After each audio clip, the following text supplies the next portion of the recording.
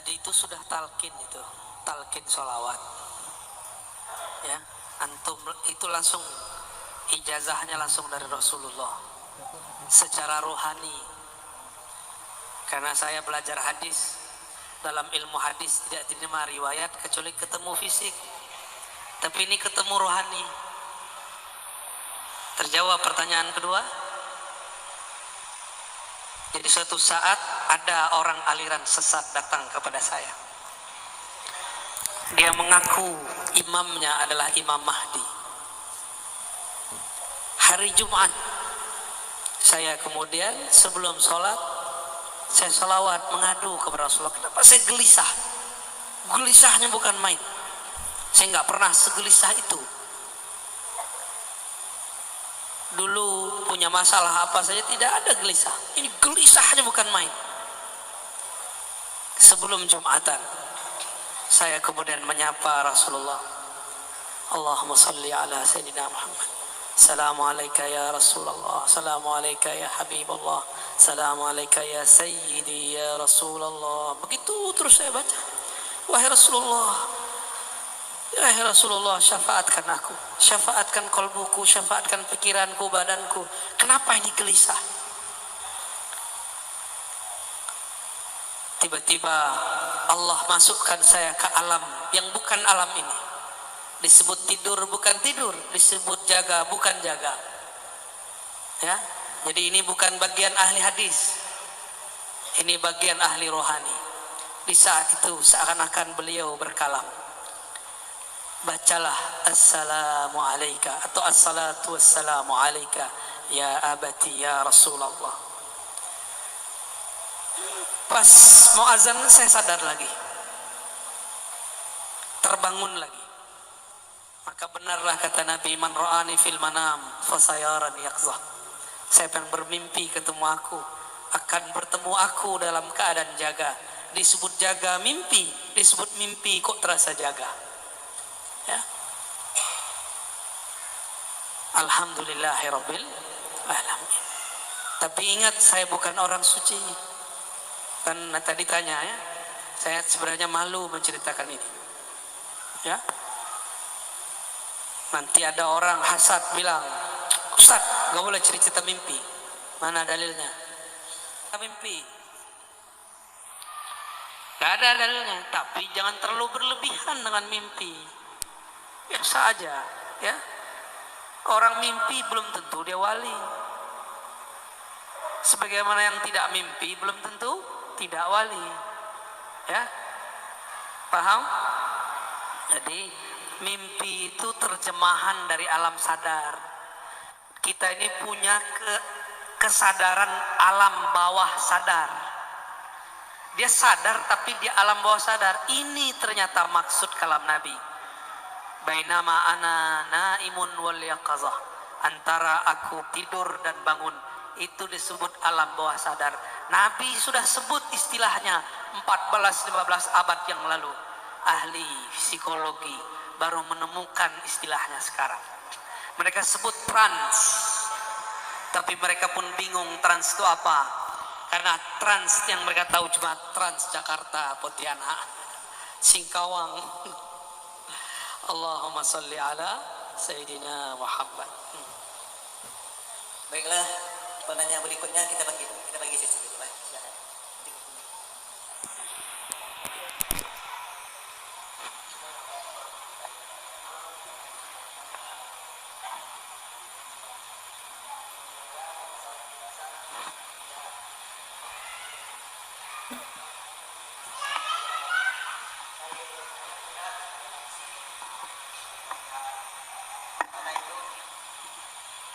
Selama ini mengganjal di dalam hati saya, Buya, yang mana tafsir Bismillahirrahmanirrahim, apakah itu dengan nama Allah atau dengan atas nama Allah, ya Buya?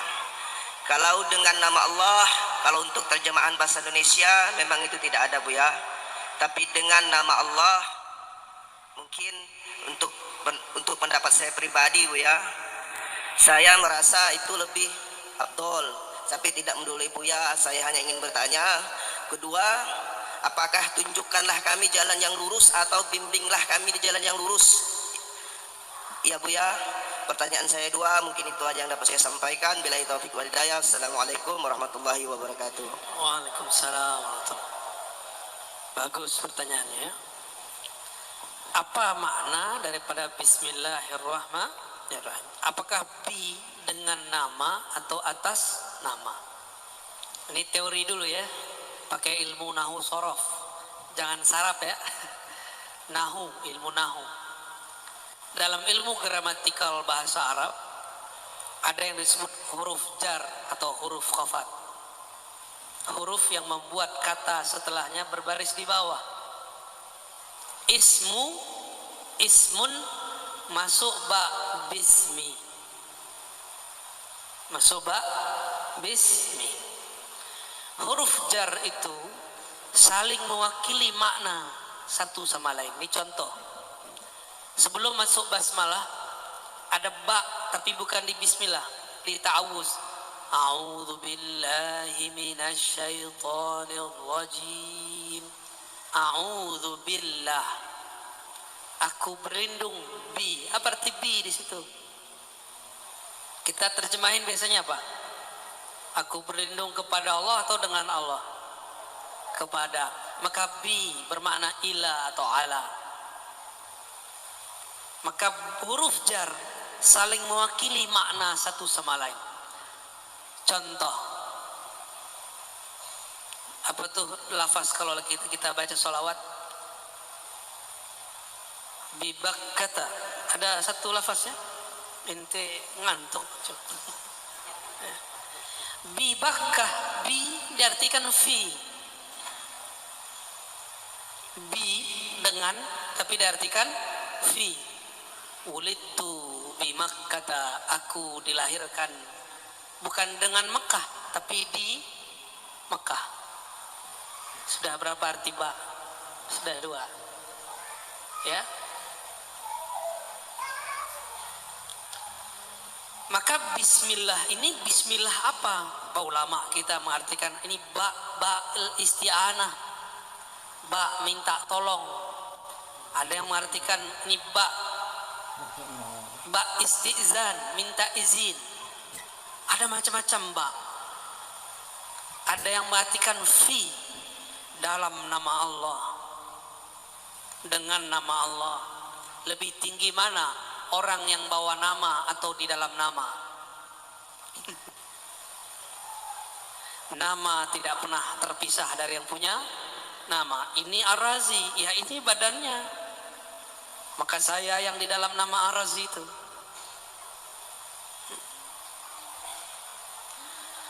Namun kita ini bukan Allah. Maka tidak boleh mengatakan dengan atau di dalam nama Allah, aku di dalam Allah, Allah di dalam aku. Itu ajaran sesat. Berarti dia mengatakan dirinya bersatu dengan Allah. Itu pun tidak boleh. Akidah Ahlus Sunnah melarang itu. Itu akidah orang-orang sesat. Kita bertasawuf kaidahnya harus akidah Ahlus Sunnah wal Jamaah. Tidak boleh keluar satu jengkal pun, tidak boleh keluar satu jari pun, tidak boleh keluar. Keluar zindik. Keluar zindik. Maka rasakan saja apa makna yang tumbuh dari kata ba. Bismillah, dengan nama, atas nama, kepada nama. Atau boleh dalam rahasia nama, boleh. Saya kalau bawa surat dari Pak Wakil Bupati, Wakil Wali Kota, atau Gubernur, atau Presiden, atau pimpinan, saya datang ke instansi, bawa stempel, diterima atau tidak? Pasti diterima. Kenapa? Ada stempelnya dengan atau atas nama pemimpin. Dulu guru-guru kita juga begitu. Jika ada santri datang kepada syekh, kalau bawa nama temannya pakai surat, saya bawa surat dari guru saya, dibuka. Walaupun ada antri 1000, pasti dia yang didahulukan. Ya, kalau bawa nama, itu baru bawa nama makhluk. Bapak Ibu saudara-saudaraku yang makan Allah, kalau kita masuk kantor harus pakai fingerprint, didaftarkan dulu nama, dan itu nama juga tuh, karena di ruas-ruas ini ada nama, didaftarkan dulu baru bisa masuk. Kalau kita mau naik ke hadirat Allah, maka harus lewat nama ini, Bismillah. Di manakah nama Allah? Allah pancarkan pada qalbu baginda Rasulullah sallallahu alaihi wasallam. Maka orang-orang yang berselawat kepada Rasulullah, dia sebenarnya sedang masuk ke dalam rahasia nama. Jadi orang sholawat itu kenapa cepat kepada Allah? Karena dia masuk ke dalam rahasia nama. Dan ini tidak ada pada zikir-zikir yang terhadap orang beriman. Rasulullah mempunyai dua nama yang merupakan nama Allah, Rauf Rahim. Rauf Rahman, sama, mirip, walaupun berbeda beberapa. Rahim, ternyata kata Rauf yang merupakan Asmaul Husna dibolehkan untuk nama Rasul. Rahim yang merupakan nama Allah tapi disebut sebagai nama Rasul. Rasul yang Rauf, Rasul yang Rahim. Maka Allah menyayangi makhluk lewat Rasulullah. Maka siapa yang berselawat kepada Rasulullah, dia telah masuk ke dalam rahasia nama-nama Allah. Inilah rahasianya kenapa sholat jadi sah ketika kita Bismillah. Inilah rahasia juga kenapa mazhab Malik, di mazhab Malik lama tidak ada basmalah di Fatihah, tapi dia tetap membaca sholawat di akhir, maka sah sholatnya. Ya, karena itu rahasia nama. Wallahu a'lam bishawab. Maaf, kita berikan dulu untuk akhwat ibu-ibu. Satu pertanyaan, silakan Bu. Nanti kita rolling. Kalau tidak ada, saya sarankan kepada bapak-bapak. Tunggu dulu Pak. Ada, silakan.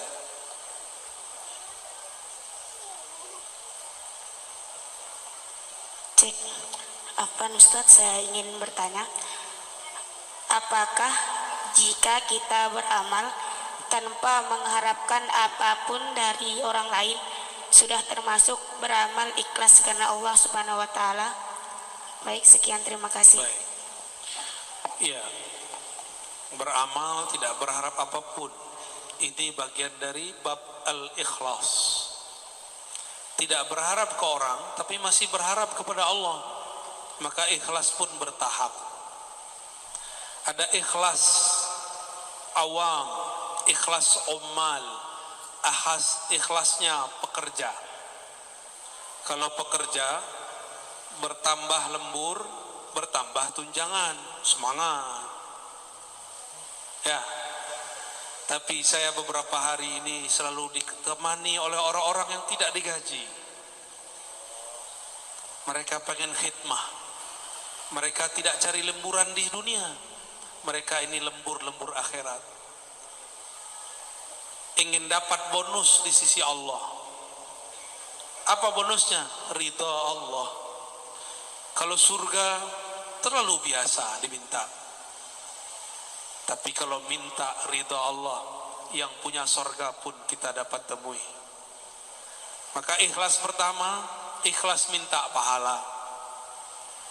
Beramal karena ingin dapat pahala. Kalau tidak ada pahala, dia tidak beramal. Kalau tidak ada, Ustadz mengatakan satu sedekah dilipat ganda jadi 10. Kalau Ustadz tidak bilang begitu, dia tidak beramal. Jika tidak ada Ustadz mengatakan sholat duha memudahkan rezeki, maka dia tidak sholat duha. Jika tidak ada kiai mengatakan sholawatlah engkau rezekimu datang sendiri, dia tidak sholawat. Dia sholawat bukan karena cinta Rasul, tapi karena cinta fulus. Maka yang menjadi murid saya haram sholawat karena fulus. Yang istifadah mengambil ilmu daripada kajian-kajian kami, tidak pantas lagi mengatakan itu. Malu kepada Rasulullah sallallahu alaihi wasallam. Kalau salawat karena Rasulullah pantas disalawati. Jika zikir karena Allah pantas diingat, bukan karena pengen dapat pahala lagi. Belajar jadi ahli ma'rifat. Ahli ma'rifat beramal bukan karena pahala. Kita punya kawan, ada kenalan, beda. Kalau kenalan mendekat karena pengen sesuatu, karena yang ini politisi, pejabat, dia mendekat supaya proposal jadi terima. Kalau lagi butuh, dia telepon, dia kunjungi, dia puji, dia traktir. Kalau lagi gak perlu, dia tinggalkan. Beda dengan kawan sejati, teman sejati. Tidak mau ngasih proposal pun masih ngasih duit, masih neraktir. Ya, kita yang mana? Kawan matre atau kawan sejati? Umat matre atau umat sejati? Umat hamba matre atau hamba sejati? Hamba sejati yang menghambakan dirinya kepada Allah karena emang dirinya hina, Allah maha mulia. Ya, jadi mulai detik ini, pagi ini, jangan lagi amalkan amal-amalan. Kalau mau beli rumah, sholawat sekian. Bukan begitu cara memahaminya. Boleh amal begini, tapi dengan niat yang diganti. Ya Allah, jika tidak punya rumah membuat aku lupa kepada Engkau, maka ya Allah, berikanlah aku rumah berkah sholawat kepada Rasulullah. Boleh.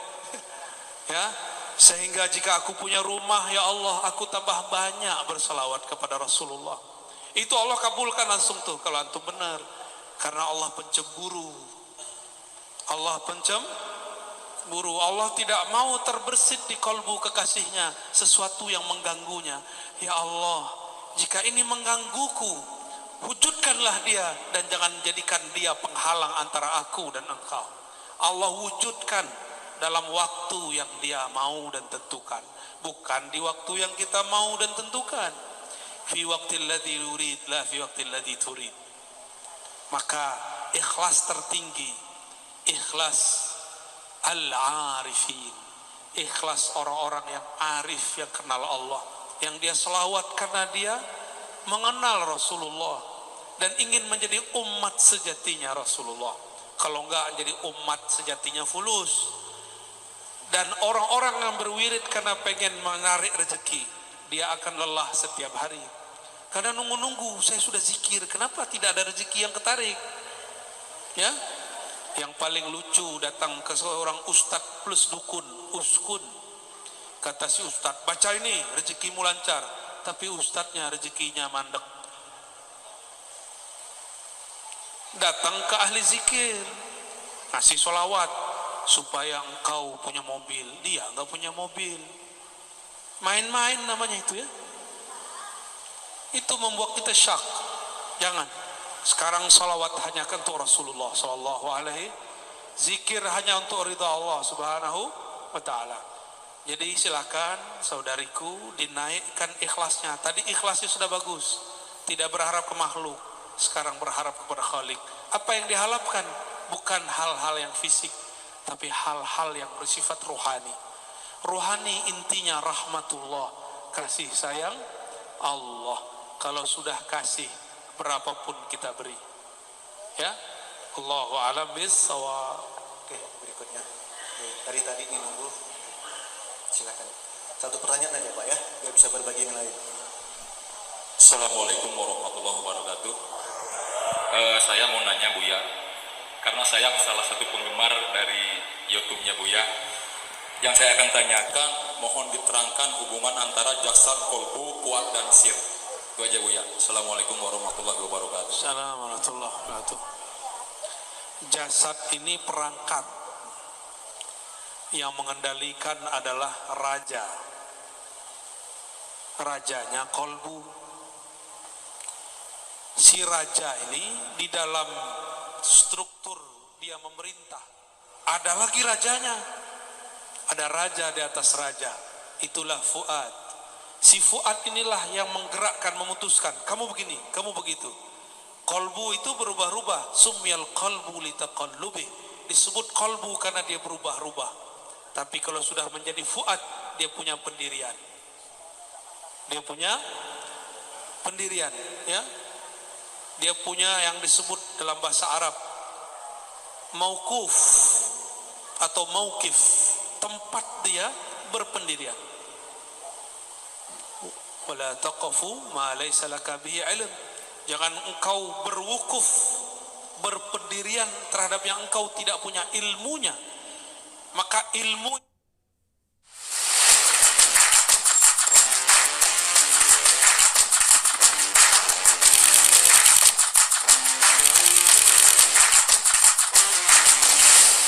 Halo Brosis, pada gelaran Indonesian Grand Prix kemarin banyak pembalap Honda yang ikut bertanding loh. Dan tahu nggak Brosis, ada 6 pembalap Honda yang asalnya dari Indonesia. Bahkan ada yang sampai mencatat sejarah. Bikin bangga kan? ilmu itu ada di fuad, karena inna sam'a wal basara wal fuada, sesungguhnya sama, basar, fuad, semuanya akan ditanya, diminta pertanggungjawaban, mas'ula, ditanya oleh Allah Subhanahu wa taala. Jadi fuad ini yang membuat keputusan di dalam kalbu. Tapi si fuad bisa memutuskan karena ada otaknya. Otaknya fuad, otak dari otaknya kalbu disebut lub. Lub itu inti. Berarti apa? Inti. Maka orang-orang yang mempunyai spirit ini disebut ulul albab. Dan ini lebih tinggi dari profesor, lebih tinggi dari filsuf. Dia berbicara jauh ke depan. Maka mereka bisa memprediksi kalam-kalamnya karena dia berbicara dengan lub. Kata-katanya berlaku sampai beberapa abad ke depan. Seperti imam-imam mazhab yang 4. Mereka berfatwa sesuatu yang baru cocok untuk zaman ini. Contoh, Imam Abu Hanifah mengatakan zakat fitrah boleh dengan yang senilai dengan beras atau gandum, makanan pokok. Coba saya tanya Bapak Ibu nih, dikasih beras, dikasih fulus, pilih mana?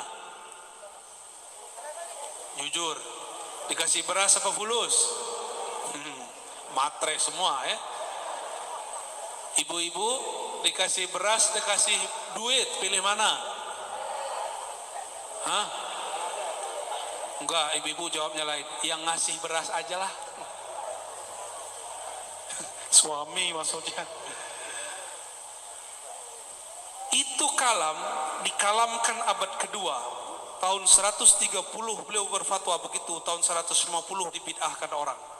Tapi di tahun 2000 hampir semua kiai ulama membolehkan bayar zakat fitrah dengan duit, bahkan yang senilai dengan duit, pakai pencet-pencet.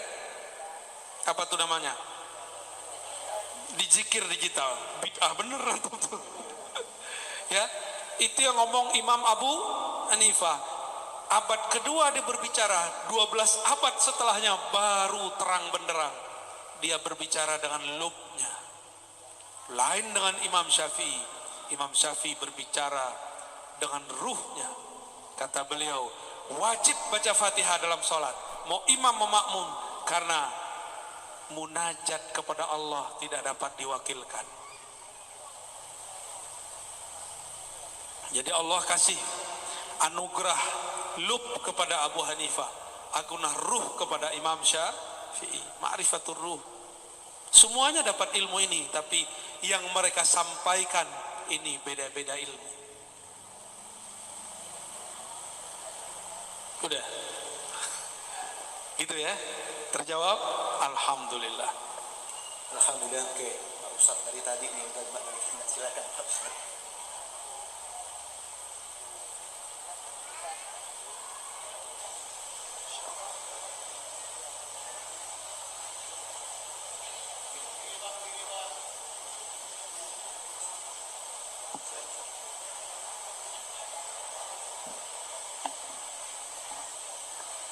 Mohon izin Buya, saya mohon penjelasan ayat innan nafsa la ammaratum bisu illa marrahima rabbi.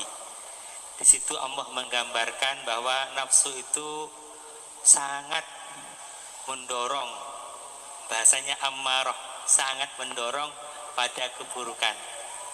Illa marrahima rabbi, itu kan kecuali orang yang disayangi oleh Allah.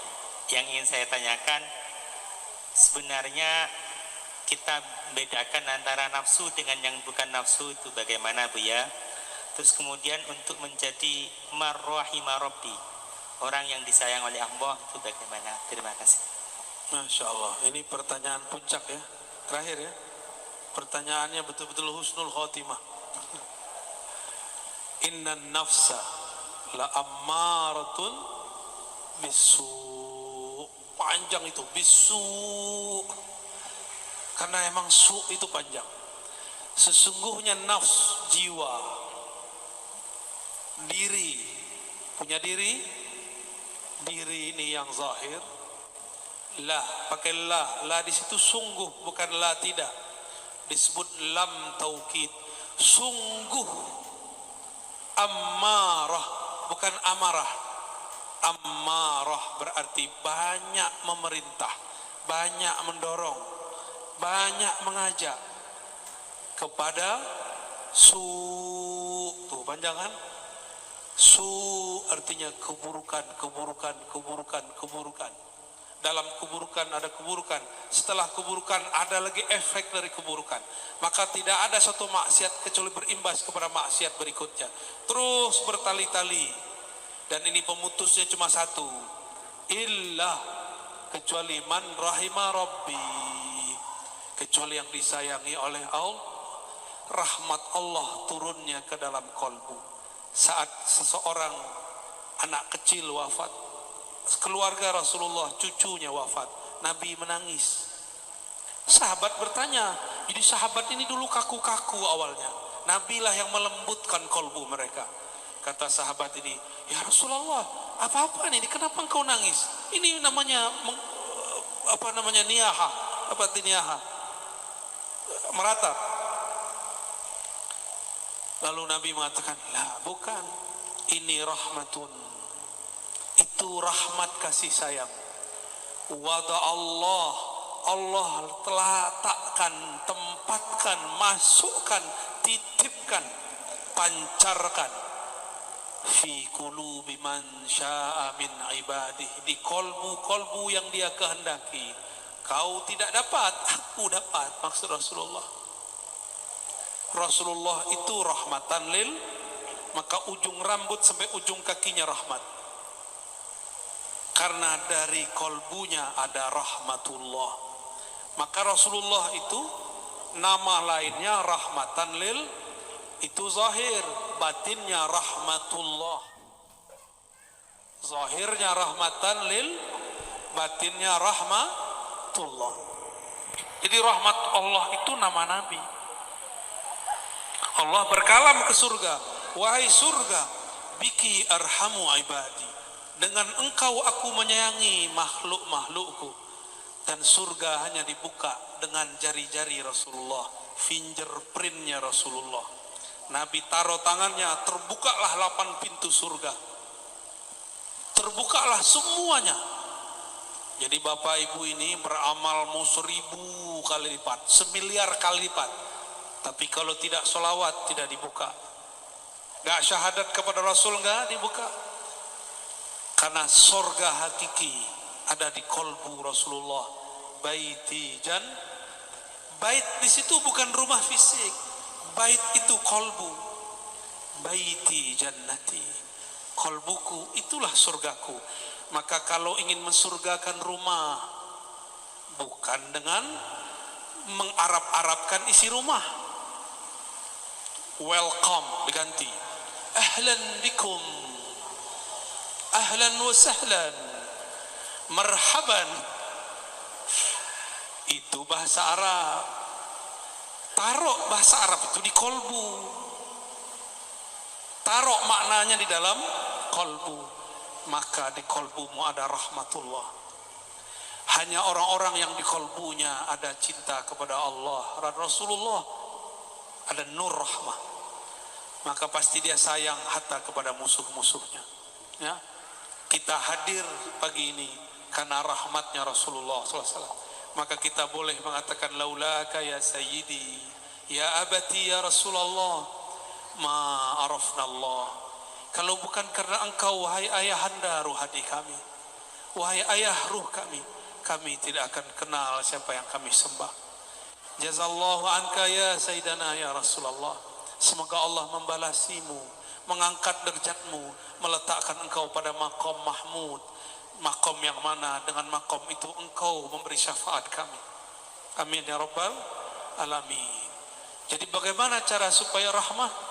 Kenali rahmahnya Rasulullah.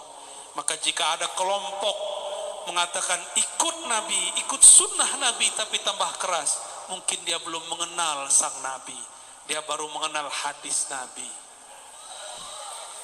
Allahumma salli ala sayyidina.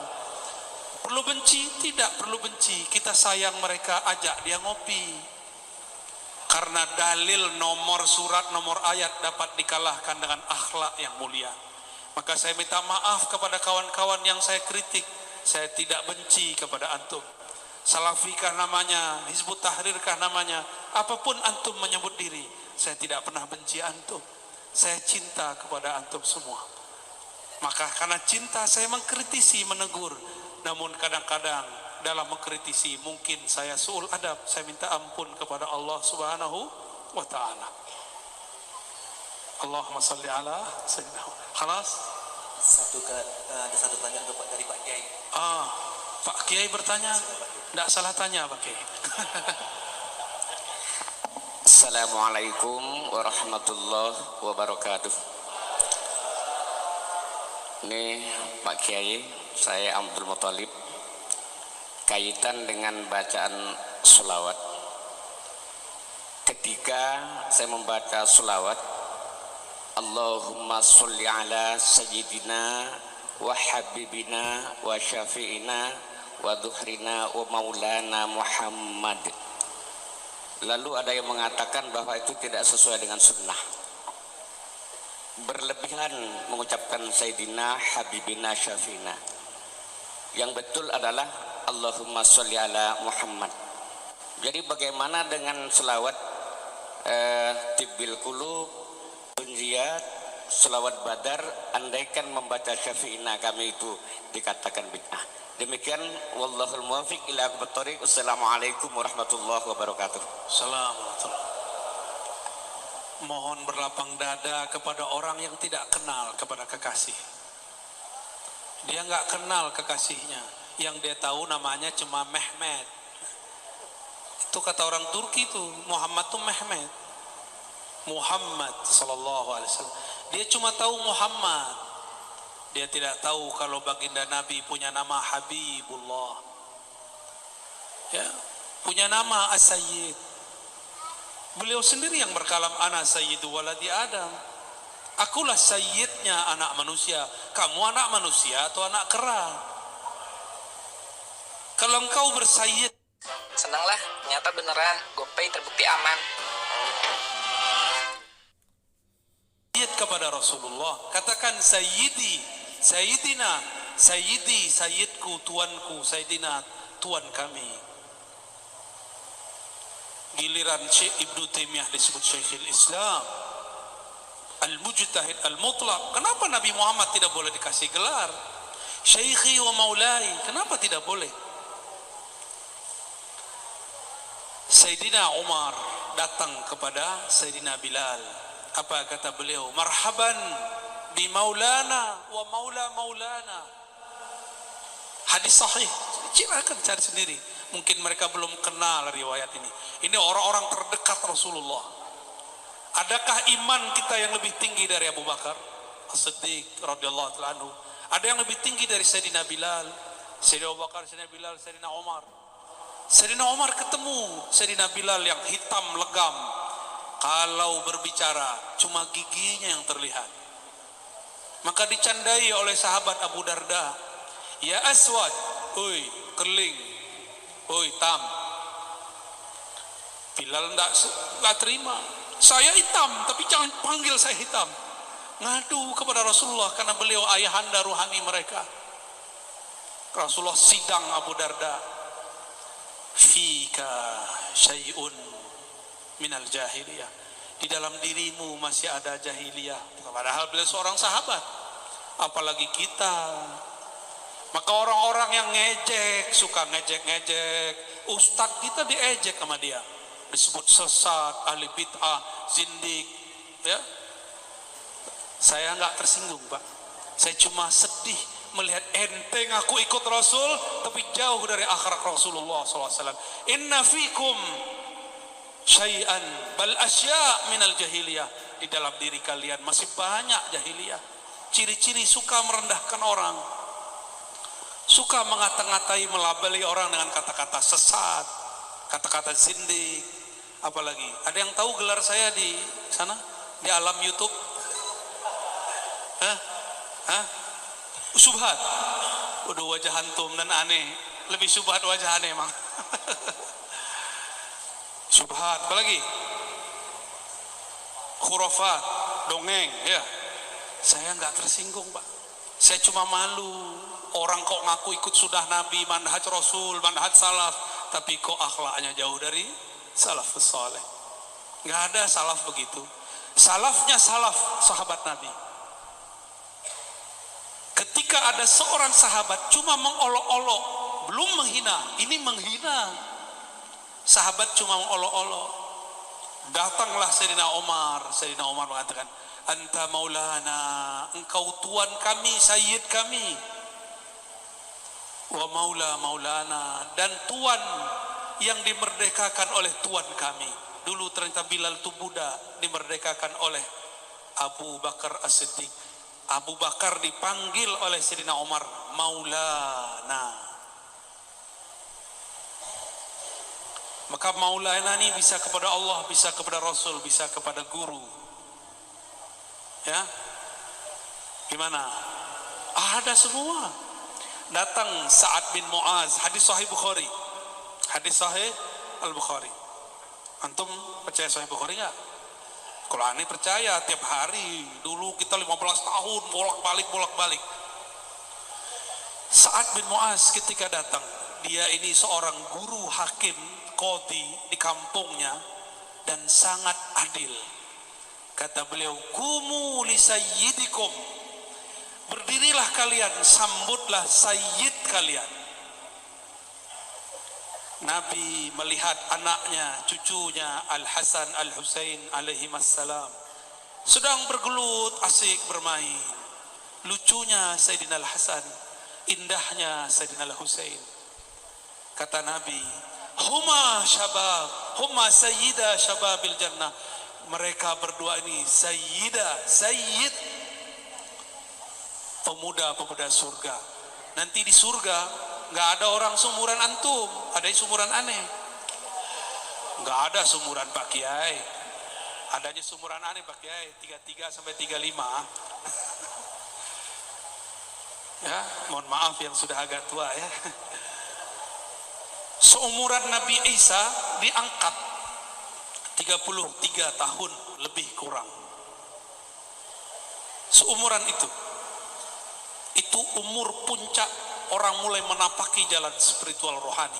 Baru nanti kematangannya sampai di umur 40 secara fisik. Tapi Nabi Isa sudah 40 di umur 30-nya. Maka jangan tertipu oleh angka-angka. Angka itu cuma hitungan badan. Angka sejati adalah kedekatan engkau kepada Allah Subhanahu wa ta'ala. Jika Sayyidina Al-Hasan Husain disayyidkan Nabi, Sa'ad bin Mu'az disayyidkan Nabi, Sayyidina Bilal seorang budak azan disayyidkan Nabi, Abu Bakar disayyidkan oleh sahabat-sahabat, maka Nabi Muhammad Sayyidus Sadah, Sayyidul Habaib, Sayyiduna, Sayyidul Alamin, penghulu alam semesta. Kalau dia kurang kenal, kita maklumi. Maka saya katakan Pak Kiai, wa'arid anil jahilin, Jangan layani orang-orang tidak mengerti. Itu bahasa harusnya, bahasa kasarnya. Ini tafsir kekerasan. Wa a'rid anil jahilin. Janganlah engkau melayani orang-orang yang jahil bodoh, jahil murakkab. Saya ambil yang pertama aja ya, itu sisi kegelapan saya. Demikian Bapak Ibu yang melakukan Allah, semoga Allah meridhoi yang hadir. Semoga Allah menjadikan kita betul-betul hamba sejati.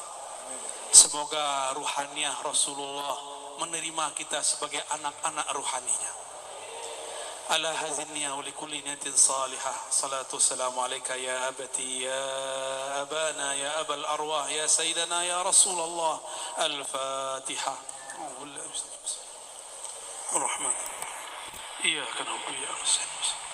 Shiratal ladzina an'amta 'alaihim ghairil maghdubi 'alaihim waladdallin. Amin. Ini yang dapat saya sampaikan. Enggak kuat saya doa, Pak. Ya, mohon maaf enggak kuat doa ini.